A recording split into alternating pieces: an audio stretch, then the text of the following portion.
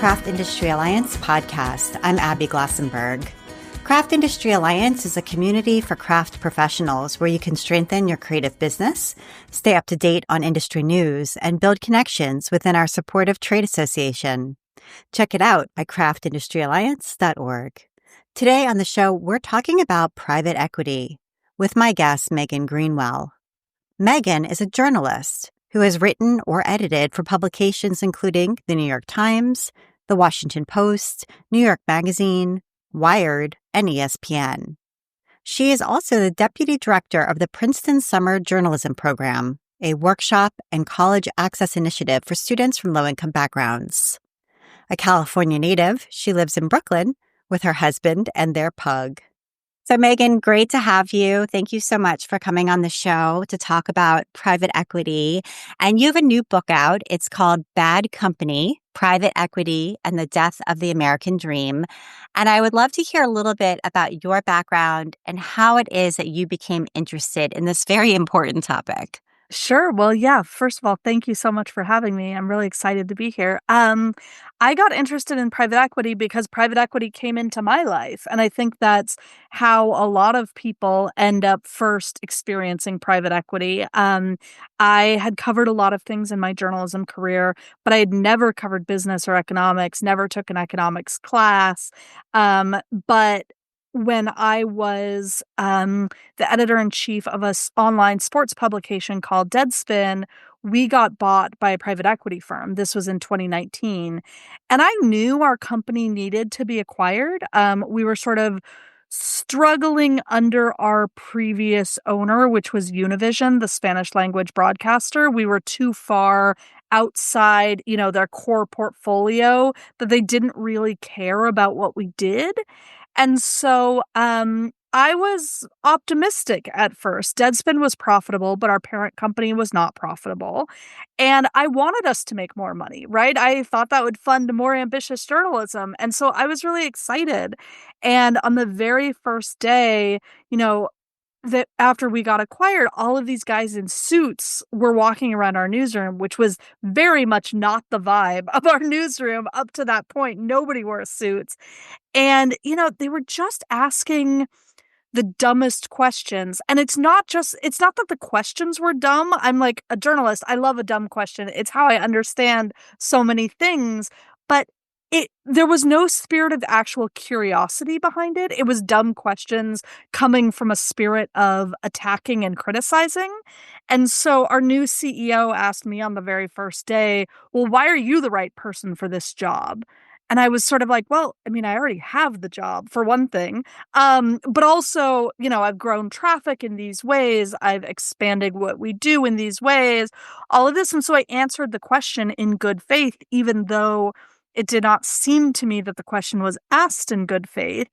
And he listened to my answer and then shrugged and said, well, I guess we'll see. And it just got worse from there. They were cutting some of our most profitable forms of content. And I just really wanted to understand why. Why was this happening? Because it wasn't that they were ruthless. Again, I wanted us to make more money. It was that they were doing things that I understood were going to make us less money. And I really couldn't figure out why it was all happening. And so I left about 3 months after the acquisition. I just couldn't take it anymore. And I knew I was putting my staff at risk by sticking around. And on my last day, I wrote an essay about my experience under private equity ownership, and nothing I've ever written has gotten nearly the reaction that did. I got messages from literally over 1,000 people in all sorts of industries. So other journalists saying, yes, this happened to me too. But people in industries that, I didn't know anything about saying, oh yeah, private equity is doing exactly the same thing in my industry. And so that's how I got really interested in I feel like there's something bigger here that goes beyond just my experience. Yeah, and it seems like the big issue here is somehow the priorities of private equity and the priorities of good business are misaligned. And somehow what they perceive as a good business or doing business well and making money for them doesn't seem like it actually necessarily correlates with running a healthy business, doing quality things for customers, all of the things that we sort of associate with running a business well. Those two things don't always seem aligned. Yes, that's exactly right. I'm always like clarifying to people that my book is not like a anti-capitalist kind of burn it all down kind of topic. I actually argue that what the private equity industry has ballooned into is a corruption of the American free market capitalism, because what you end up with is this split in incentives where what's good for the private equity firm is very often not what is good for the portfolio company. And in some cases, doing the right thing for the parent private equity firm actually requires actively harming the portfolio company. So whereas we think of investors as profiting when the businesses they are in charge of profit, that's not how it works in private equity land. Often it's much more profitable for a private equity firm to strip its own portfolio company for parts rather than doing the long, difficult, slow work of building up the fundamentals. Right. And that's where sadness ensues. So, what I would like to talk about is Joanne, and we're going to get there in just a moment because obviously, one of the largest craft chains in the United States with over 800 stores nationwide went bankrupt and is, closed now nationwide after being bought and destroyed, essentially, one could argue, by private equity. So we're going to talk a little bit specifically about that. But first, let's just roll all the way back into what is private equity. In other words, this is some kind of investment. What is it? How does it work? Why do people get into doing it? Why do businesses sell to private equity? What is this? Totally. So private equity is a form of financing. The private means the sources of money are private as opposed to a publicly owned company. And so private equity firms pool together money from different kinds of private investors. So university endowments, public pension funds, state-run sovereign wealth funds, ultra-wealthy individuals, all of these different kinds of sources of capital, and they use that money to buy companies.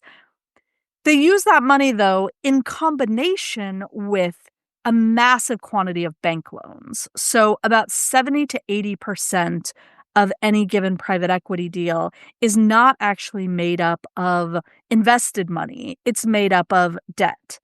And so private equity deals are called leveraged buyouts, and that debt is the leverage in the leveraged buyout. And so often, if you're talking about a big company, you can be talking about well into the billions of dollars worth of debt. And the trick is that the private equity firm itself is not responsible for paying that debt back to whatever bank or banks loaned the money.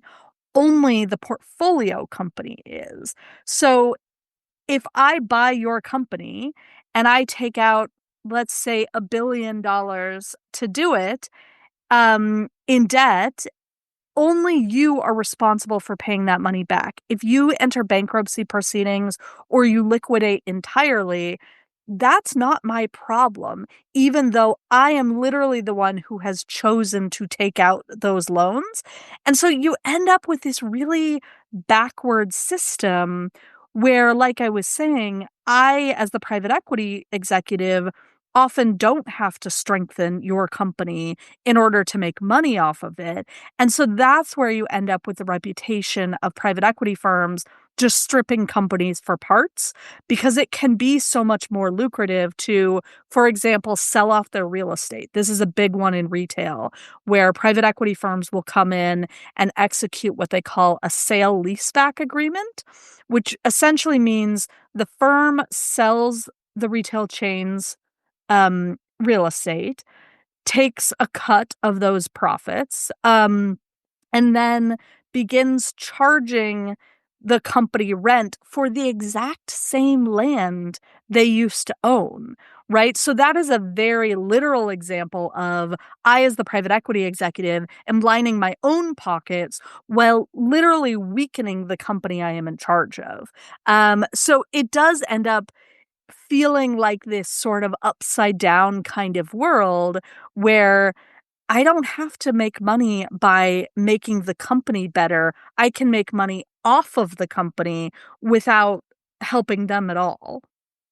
Right. And essentially saddling them with sometimes a burden of debt that they could never get out of.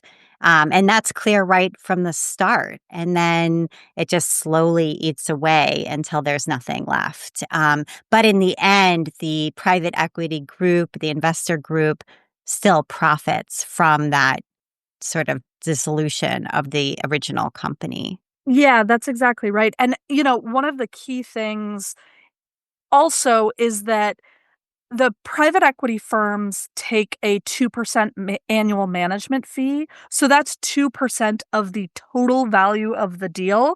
So if it was, let's say, a $6 billion deal, which Toys R Us was, I, as the private equity firm, get 2% of that every single year. And that is not tied to performance. So whether I am strengthening the company or literally running it into the ground, I am profiting either way. And that's even before you start talking about selling off the real estate, cutting employees, all of that kind of stuff. I just automatically get that regardless of what I'm doing with the company. Was there some sort of legal situation or change in policy that happened in like the 90s or something like that where this all of a sudden became an option, became private equity became a thing, and that prior to this change, it wasn't a thing? In other words, was there some reason why we got into this situation in the first place?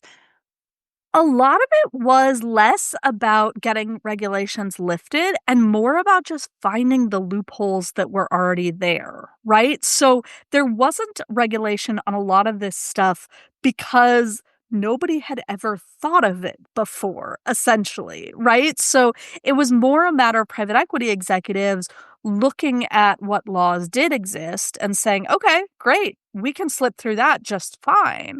And so private equity started in the 1960s with what they called bootstrap deals, which were essentially buying up, small family run companies that maybe showed the potential to expand and grow, but didn't have the capital they needed to do that.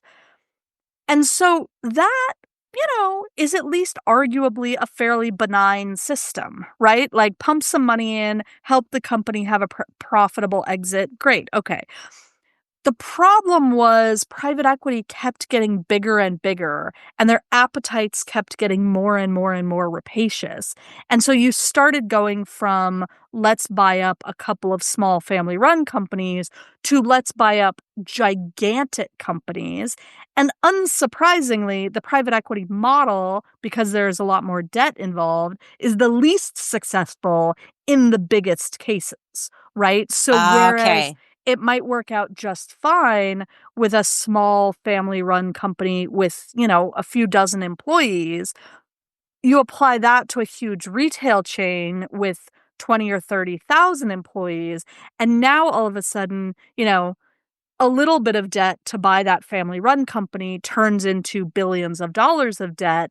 And unsurprisingly, there are many more bankruptcies and failures. So there is academic research that shows that 10 times as many companies owned by private equity enter bankruptcy proceedings as companies with other kinds of ownership. So it's not that this model never works. It's just that it works a lot less than anything else. But they've never really had to face the consequences of that pretty stunning failure rate because the laws didn't exist in the first place and nobody has had an appetite to create laws, retroactively to regulate it because private equity donates to 88% of members of the House and Senate are taking some sort of private equity donations. That's both sides of the aisle. So, there's just not a lot of interest out there in creating the laws that didn't exist, when the industry was getting started. Nobody wants to create them now. Elizabeth Warren, the senator from Massachusetts, has proposed a bill to regulate private equity several times since 2018, I believe, was the first time she proposed it. And it's never come anywhere close to getting out of committee because she's one of only 12% of people who isn't taking private equity donations, right? So, yeah, it's a tricky regulatory environment because everybody's kind of on the payroll of private equity. Yeah, and the people who run these private equity firms also serve on these huge boards of like charitable organizations and things like that as well. Yes, that's such a big thing. Private equity executives are among the most powerful philanthropists, board members, etc., in our society. And I think often people will recognize their names because their names are on hospitals and museums and, the central branch of the New York Public Library where I live is named after Stephen Schwartzman. And I think if you asked 100 people walking into the New York Public Library, 90 plus of them would have no idea who Stephen Schwartzman is, other than some rich guy with an interest in libraries. But he runs Blackstone, which is the largest public equity firm on earth. That's why he's rich enough to buy, naming rights at the New York Public Library. So it is this weird dual role where they are both some of the most prominent people in our society, and also they've done a pretty good job of hiding exactly why they are so rich and powerful. Yeah. Okay. So let's trace Joanne a little bit. So Joanne was founded in 1963. It began as Cleveland Fabric Shop, a family owned business in 1943. And then it went public as Fabry Centers of America, incorporated in 1969. So in that situation, they became a public company and they remained a public company on the New York Stock Exchange for more than 40 years. Yeah, exactly. And, throughout the 20th century, if you were a major American company with that many stores, you were sort of definitionally public. There were not a lot of privately owned big retail chains throughout most of the 20th century until in the 1980s, private equity started wanting to get really big and retail chains had a lot of outlets, right? And so a company like Joanne started, obviously that purchase was later, but companies like that started looking really appealing to private equity just because they were so big and so many stores, and both from the perspective of potential for profit and from the perspective of potential for cutting things, those start to look like really, really good opportunities. Right. Like finding efficiencies or E- whatever. Exactly. And selling the real estate. Right, because they have tons of real estate, all those stores. So, Yes. all right. So then we kind of fast forward a little bit. And in 2011, they accepted a buyout offer of $1.6 billion from private equity firm Leonard Green and Partners. And then they were delisted. So they were no longer listed as a public company and became a private company. Do you want to talk a little bit about Leonard Green? Yeah, so Leonard Green and Partners is not one of the biggest private equity firms in the country, but they are an infamous one. So in private equity advocacy circles, they are probably most famous for bankrupting a chain of hospitals known as Prospect Medical Holdings, which left a ton of patients, without anywhere to get medical care. And they were also the private equity firm behind the bankruptcy of the Container Store at the end of last year, 2024. And so Leonard Green has a reputation among anti private equity activists for just being either evil or terrible at their jobs or both in a way that really has devastated a lot of workers and communities. Okay, so that was the beginning of the private equity journal journey for Joanne. So then in March of 2021, Joanne went public again. So, which on the NASDAQ, they raised $130.8 million from the sale of 10.9 million shares, and Leonard Green owned the majority stake in that company. So when they went public, is that a sign of it being in better health now? From 2011 when the initial buyout happened to 2021, and then they go public. Why would they do that?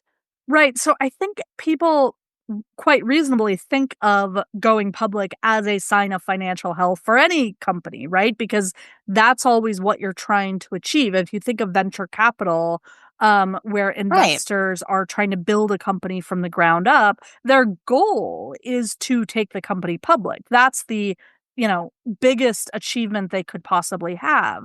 Um, in a lot of private equity cases, including in the Joanne's case, you kind of have to read the fine print to understand why that wasn't a good sign in this case.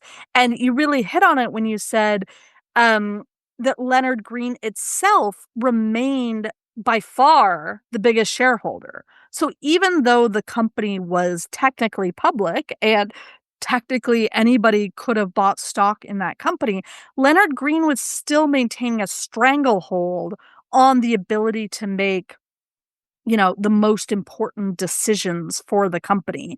And Leonard Green still was the one deciding to take out the loans. So by 2024, Joanne had over $1 billion in loans. And that was because of Leonard Green. Some of that was from when Leonard Green owned the company outright, but much of that was from when the company was ostensibly public. And so you can be a public company while still being in the kind of death grips of a private equity firm. It's just that in that moment, going public but still maintaining control for whatever combination of tax reasons and other kind of financialization tricks reasons looks like the more profitable move, again, not for Joanne itself or for whatever the portfolio company is, but for the firm. And so often you will see this sort of oscillating back and forth between, okay, now we're public, now we're private, now we're public, now we're private. And it's just like what is best for the private equity firm in that particular moment. So there's no sign that when Joanne returned to the public markets, they were in any better position. They still had so much debt, and they weren't making a meaningful dent in the interest for the debt, much less the principal. So yeah, it does look like a, big triumph for whatever company it is, and sometimes it's not. Right, which is good to know how to read what those, signs mean. So, the pandemic hit in 2020, and after the initial kind of like panic, it turned out that the pandemic was very good for the crafts industry as far as sales are concerned, especially for sewing machines, thread, fabric, not only because Yeah. people were crafting at home, they couldn't go anywhere, I didn't have any options, but also because everybody needed to make masks. And so we're dusting off their sewing machines or wanted to buy one. You couldn't even get a sewing machine. And so we had really strong sales across the board, and definitely at Joanne, which I think was they got themselves classified as one of the retailers who had to stay open because they were like necessary and things Yes. like that. So they were open earlier than other stores. They started doing buy online, pick up in store, so you didn't have to come in and shop, et cetera. And they really did well. And so by the fall of 2023, it's like, oh, aren't we in good shape? Isn't, Joanne just had huge surge in sales. So how come that didn't save it? You know what I mean? Yeah, I mean, one of the interesting things, so I didn't write about Joanne in my book. So I've learned a lot about this as it all happened, and in retrospect as well. And one of the things I learned from Grace's great newsletter about the Joann bankruptcy is like just how steady their actual sales figures remained.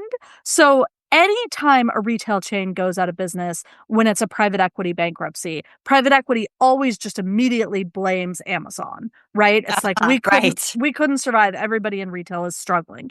But it is remarkably common that once you actually dig into the numbers, as Grace did, you're not seeing, a steady downward trend in revenue. And she made this great chart in the newsletter that shows, like you say, this spike in 2021. And then, of course, as the pandemic came to an end, as you would expect, that line started going back down a little bit. But it peaked at like $2.75 billion in 2021. And it only went down to about $2 billion, which was just barely less than it was in 2018 or 2019. And so the idea that the reason Joann collapsed was simply because there was less demand, whether as a result of Amazon or Walmart or anyone else, is just absolutely contradicted by the evidence. What you see is steady, steady, steady, big peak for the pandemic, and then plateauing again. So the problem was so much of that revenue was getting swallowed up by debt, not that the amount of revenue was declining so badly. Right. And so because I see, I've read all the different articles and blog posts and Instagram updates that people have posted about their sadness that Joann was disappearing. And I see lots of comments that say, oh, it's because people don't sew anymore and that sort of thing. But that truly is not, there might be ups and downs, fluctuations and interest in crafting, et cetera, but that was not the culprit here. And I think that that's important to understand. The market has changed for sure. And, the market for sewing patterns and for fabric and for thread, et cetera, has changed, but it wasn't as though it was hitting rock bottom and that's why they had to close. Yeah, exactly. It wasn't a matter of hitting rock bottom, and nor was it a matter of a steady downward trend where it was just like, well, we have to do something before it hits rock bottom, right? Revenues were pretty steady. It was just that I don't want to say that Amazon had no effect or that changing preferences had no effect. You do see to some extent a sort of downward trend. Like 2024 was lower than 2018. And this happened in the Toys R Us case which I do write about in my book as well, where it's like, yes, like the company, it's not that the company was in no trouble. Amazon was a real problem for Toys R Us. And there are real market factors that have nothing to do with private equity in any industry they get involved in, right?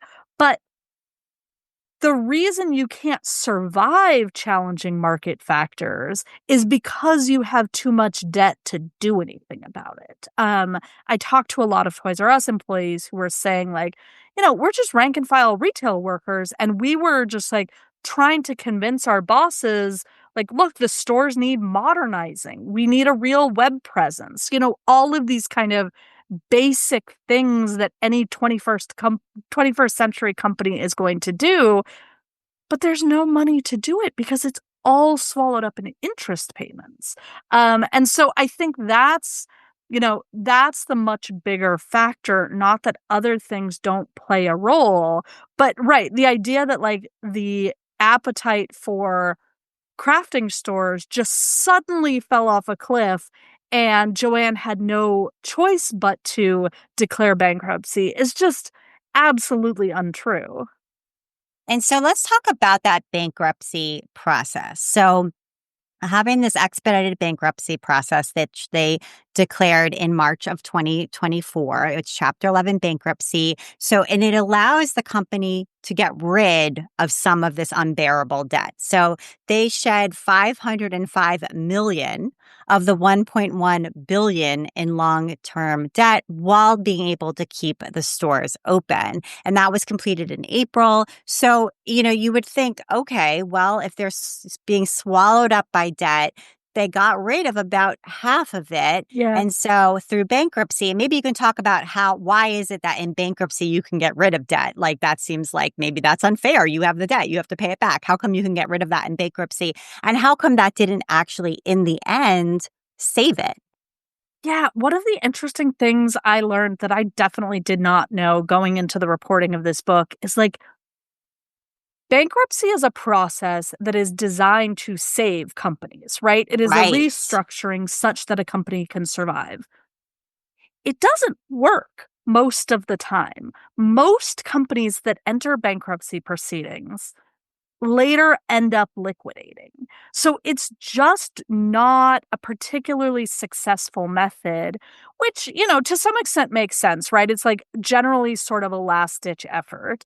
And if you're a company the size of Joann, you know, it's not Joann making decisions for itself at the point at which it goes into bankruptcy. You have so many layers of lawyers and investors who are the ones actually calling the shots. And so yes, when you declare bankruptcy, you do get to what they call restructure the debt such that you're able to get a lot of it off your books. And that did happen in this case. The downside is it makes everybody else far less likely to give you additional capital because, they see you as a bad egg, essentially, right? So at that point, Joann, quote unquote, only had $500 million in debt. But A, that's still a ton of money. And B, they weren't going to get a lot more money. And the private equity firm isn't going to benevolently kick in funds of its own. And so then if you're not getting new money from other bank loans or what have you, then you're in this dramatically weakened position, even if you have less debt than you did before the bankruptcy. So it ends up being this kind of weird situation where you're throwing a Hail Mary, but in the vast majority of cases, a Hail Mary doesn't work. And so if you are a company the size of Joann, chances are, if you're getting to the point of bankruptcy, you're too far gone to save. That is not always true, but that is true more often as the size of the company increases. And shockingly, it is much more often true for companies owned by private equity than for companies with other kinds of ownership. They are much less likely to emerge from bankruptcy. And so over the past 15, 20 years, a huge number of the biggest retail bankruptcies in the country were all at private equity owned firms. Um, so, and then of course the other problem is when you declare bankruptcy, if you lay off a lot of workers, those workers often don't get severance, even if the severance is promised in their contracts.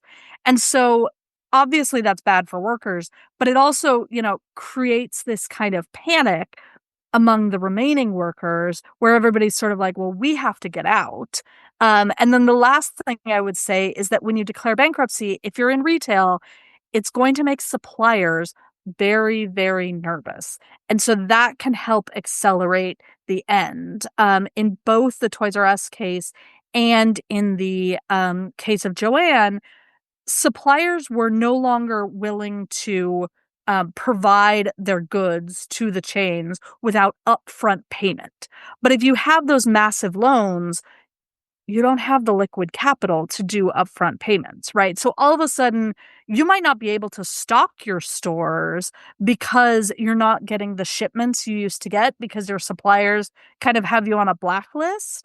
In the case of Toys R Us, the immediate crisis that brought about the end was they were going into the Christmas season, and which is obviously for a toy chain, a huge part of their annual revenue. And suppliers were saying, well, you're in bankruptcy proceedings. We don't know that you're good for the money. We're going to wait until you pay us. But they didn't have that liquid capital because there was still so much debt. And that was what ultimately caused the company to fold. So yeah, bankruptcy is theoretically a nice idea to save your company, but doesn't work all that often. And then that's when we get this ripple effect because, I've also read a lot of comments of people sort of being like, what's the big deal? Like Joanne was a chain store. It was a category killer. We lost so many, independent retailers because this massive chain came in and killed them all with their low prices and, having huge variety and always being open and all the other things. And so, and that's true. All of that is Yeah. true. And so it isn't sad to lose that. But what you have to also see on the flip side is the tens of thousands of suppliers who depended on Joanne for a huge portion of their business.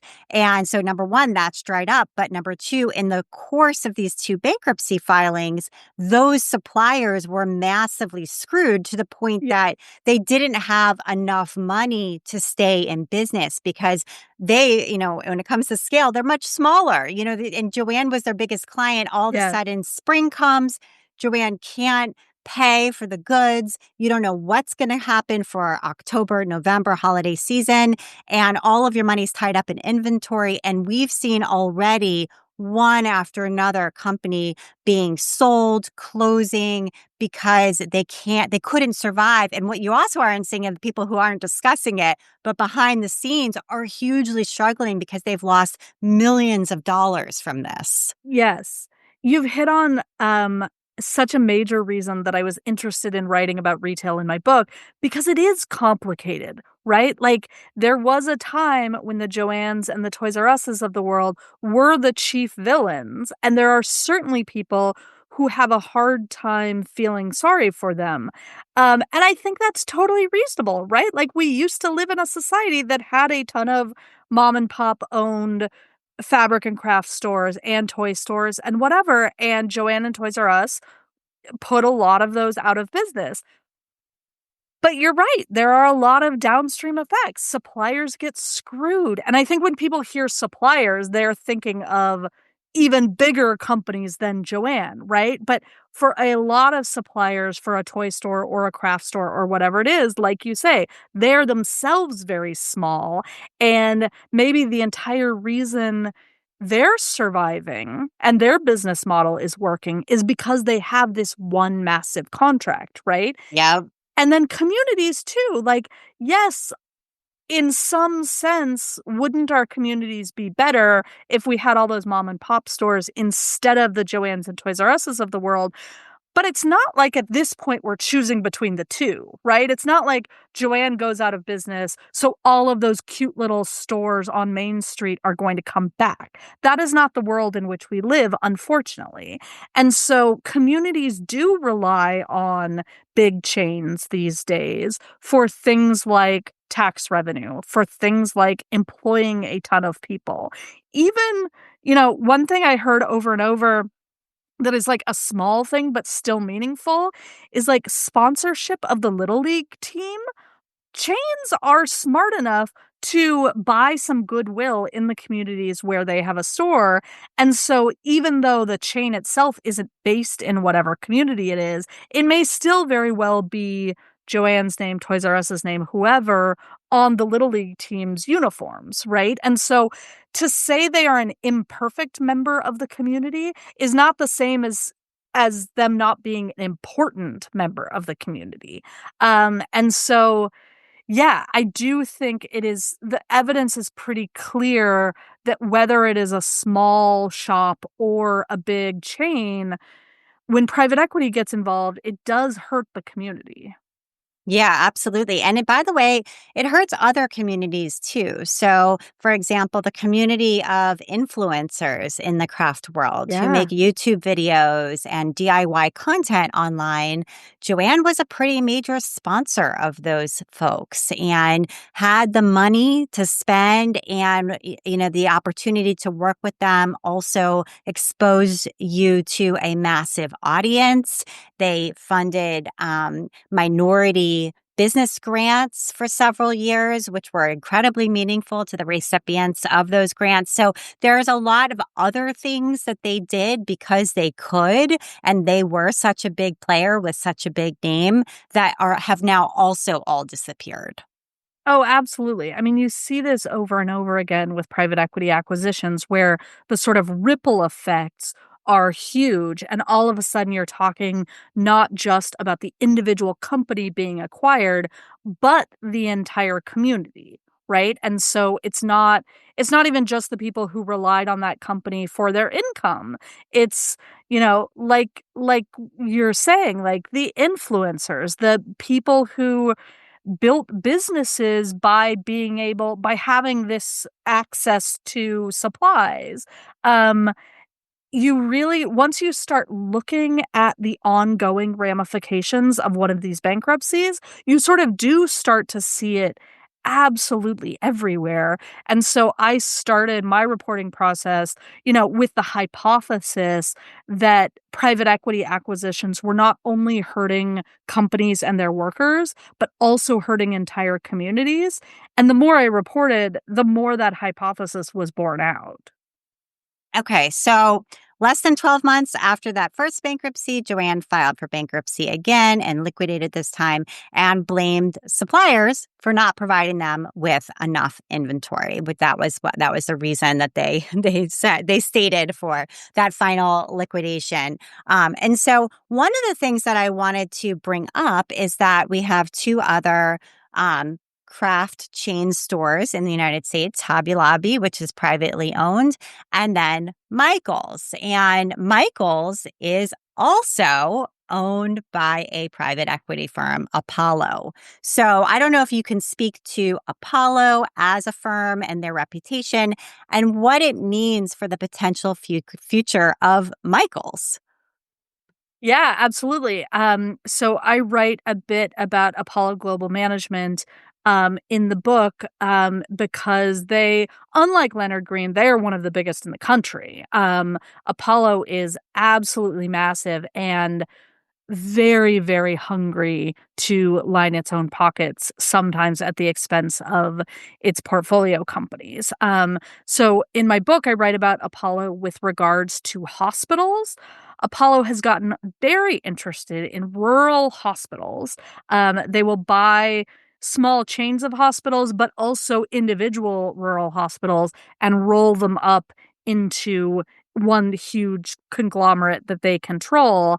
And the hospital I write about in my book, which was taken over by Apollo, that hospital in Riverton, Wyoming, which is, small town Wyoming, got stripped of its services to the point that one of the characters in my book, his child was dancing on the coffee table in socks, falls off, needs stitches, very classic childhood injury. And because it was after 5 p.m., that hospital did not have the capacity to stitch up a cut anymore at what was supposed to be, a real functioning hospital and was the only hospital for like 30 miles. So I hadn't known until the Joanne stuff started going down that Michael's was controlled by Apollo. But as soon as I heard that, I was like, okay, like that doesn't bode real well for the long time future of Michael's because Apollo is not a company that is super interested in helping its portfolio companies thrive. It is interested in doing whatever it needs to do to make money for itself. And so, I don't know much about the internal workings of Michael's. I'm not, predicting its demise or anything like that. But I I am not a person who feels optimistic about any company controlled by Apollo Global Management. Okay, good to know. So, Megan, I just wanted to say the name of your book again. If you've enjoyed this conversation and learned a little bit, you can learn more. And the book is called Bad Company, Private Equity, and the Death of the American Dream. You can get it at your local bookseller on Bookshop as well as on Amazon if you prefer. But it's a great way to really understand how all of this happened, how it unfolded, and understand too, like in the future, as things happen, knowing this background will help you to be able to analyze it and have a smart response to what's going on. Thank you so much. Yeah, though I don't write about Joanne in the book, um, once I started reading about the Joanne story, like the echoes to the Toys R Us story, which I do write about at length, were so strong to me. So yeah, I do think, not to plug my own book too hard, but I do think it is a good digestible way to start to understand some of these forces that are going on. And it's just, it's fundamentally about people. This is not a like dry overview of how all this works. So yeah, hopefully people pick it up and enjoy it. Absolutely. Thank you so much, Megan. Thank you, Abby. I hope you've enjoyed this special episode of the Craft Industry Alliance podcast. I'm Abby Glassenberg. Craft Industry Alliance is a community for craft professionals. When you become a member of Craft Industry Alliance, you get in-depth coverage of craft industry news, the opportunity to connect with fellow professionals for advice and support, and access to an educational library filled with ideas, tools, and resources to help you as you build your business. Join us at craftindustrｙalliance.org. Thank you so much, and I'll see you next time.